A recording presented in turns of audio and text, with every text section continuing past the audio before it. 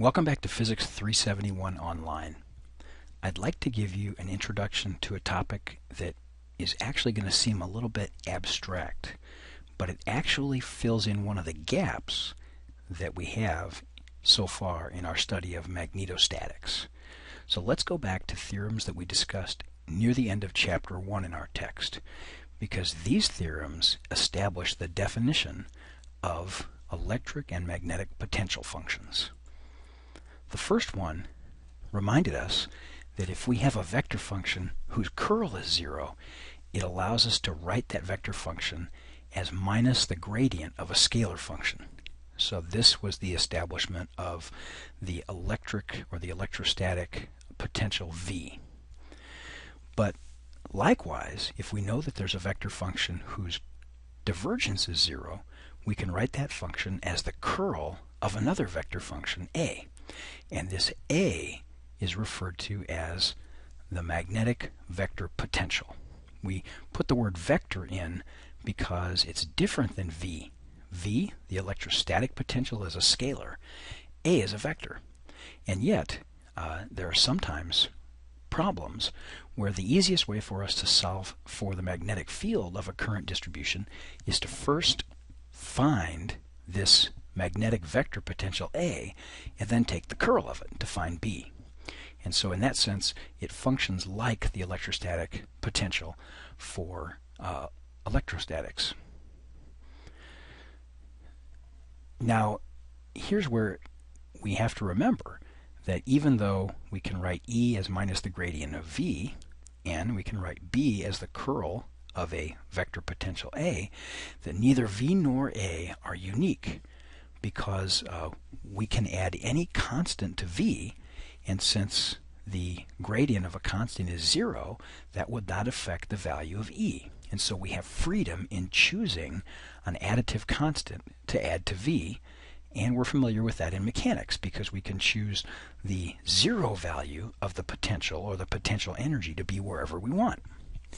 Now likewise, for the magnetic vector potential, we can add to A any function whose curl vanishes, and that won't affect B. And you might remember from our study of vector functions in Chapter 1 that the gradient of any scalar function is exactly the kind of function whose curl vanishes.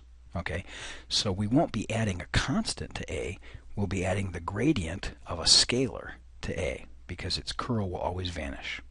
So we can use this arbitrary function to guarantee that the divergence of A will always vanish, which turns out, as you'll see in just a minute, to be a convenient choice.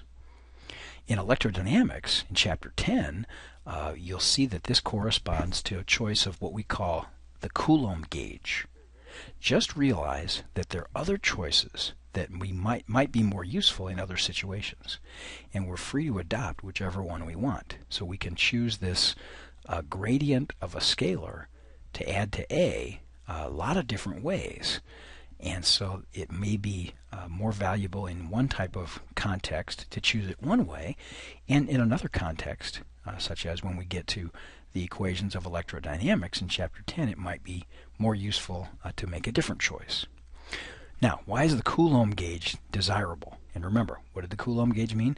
It's where we choose this additive gradient of a scalar such that the divergence of A goes to zero.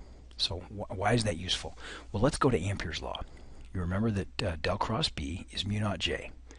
So now with B expressed as the curl of the magnetic vector potential, we can sub in the curl of A expanded the way that we learned back in Chapter 1. So the curl of a vector function can be written as the difference of two terms here. So making this substitution into Amperes Law shows us that we've got this rather complicated looking expression. Now, here's the point. If we were able to choose A such that del dot A were equal to zero, then this differential equation would get a lot simpler and would actually be pretty familiar to us. We'll come back to this in a few minutes. So that's the motivation behind the choice of A, such that we could get the divergence to be zero. Now, can we do that? Let's go through a couple of steps that again might seem a little bit abstract, but the goal is in showing that in principle we can choose the gradient of a scalar function to add to A so as to make its divergence 0. So assume an original magnetic vector potential A whose divergence is non-zero. And actually what I want this to be A naught. You'll see in a moment in the next equation that this is actually A0. And we're going to assume that this A0 has a non-zero divergence. Then, and here it is, so if we add to it the gradient of a scalar function lambda, then that gives us a new A.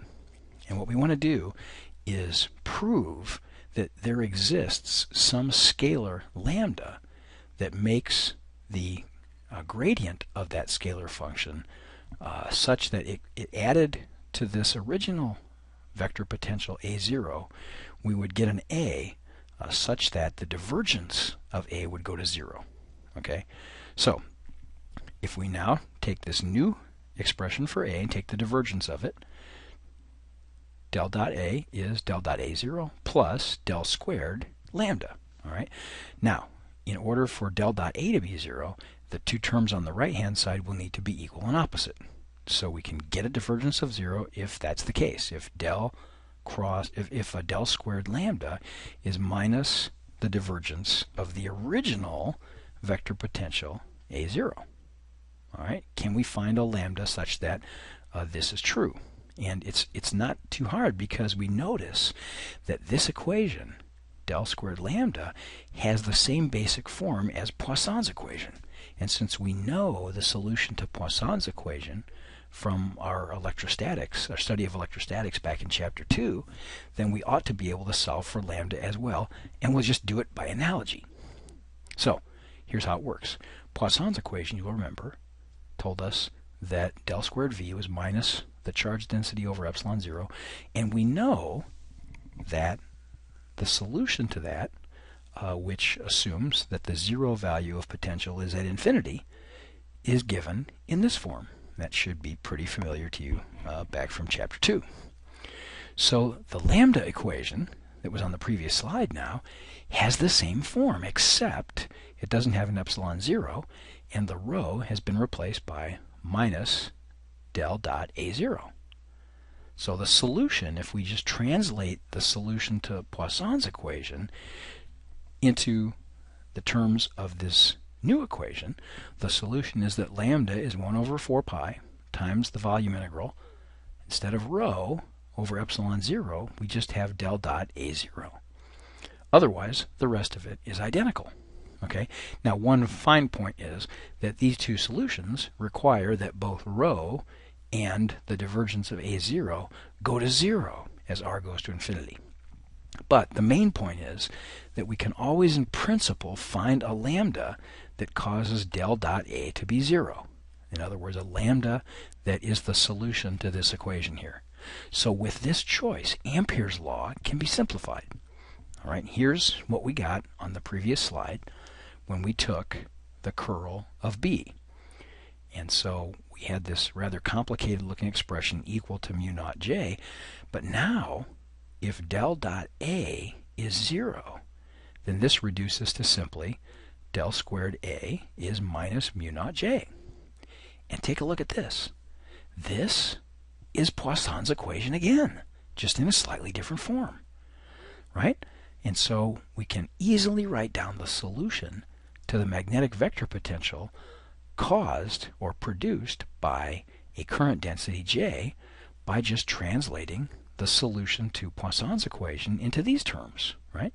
So that's easy as long as the current density goes to 0 as r goes to infinity, which kind of makes sense. It would be awfully weird if the whole universe was filled with a current density.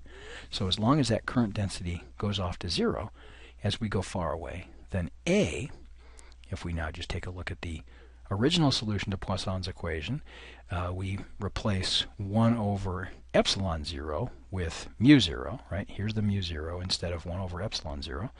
And then instead of rho, we have J, right? So the integral of of r prime over script r, d tau prime, integrated over the volume of the current distribution will give us the vector potential. And then this gives us another route to find B. If Amperes Law doesn't work, and if the Biot-Savart law is complicated, this may give us another way of finding the magnetic field. Given a J, first calculate A, and then the curl of A would give us B. Now, just to remind you, this expression here for the magnetic vector potential assumes that we have a 3D current distribution J. So imagine instead that we had a 1D wire, and so instead of J, we would have I, and instead of d tau, we would have dl, because we would only be integrating along the length of the current carrying wire. For a two-dimensional sheet, we'd have something similar with I replaced by K, the current per unit length, and with dl prime replaced by dA prime, because now we would be integrating over the entire area of the current carrying sheet. All right, and actually those integral signs should not have a V on them, because we're no longer integrating over volumes, but rather over a path in the case of the 1D wire, and over a surface in the case of the 2D sheet. So these three equations in red boxes are useful, and in class I'll quickly work out an example in the case of a 1D wire that shows how to find A, and then we'll be able to use that to solve for the magnetic field. Of course, that's a case where we know the answer already, and so we can check ourselves. It's actually one of the problems that you'll be doing for homework, but we'll set it up in class. I'll see you then.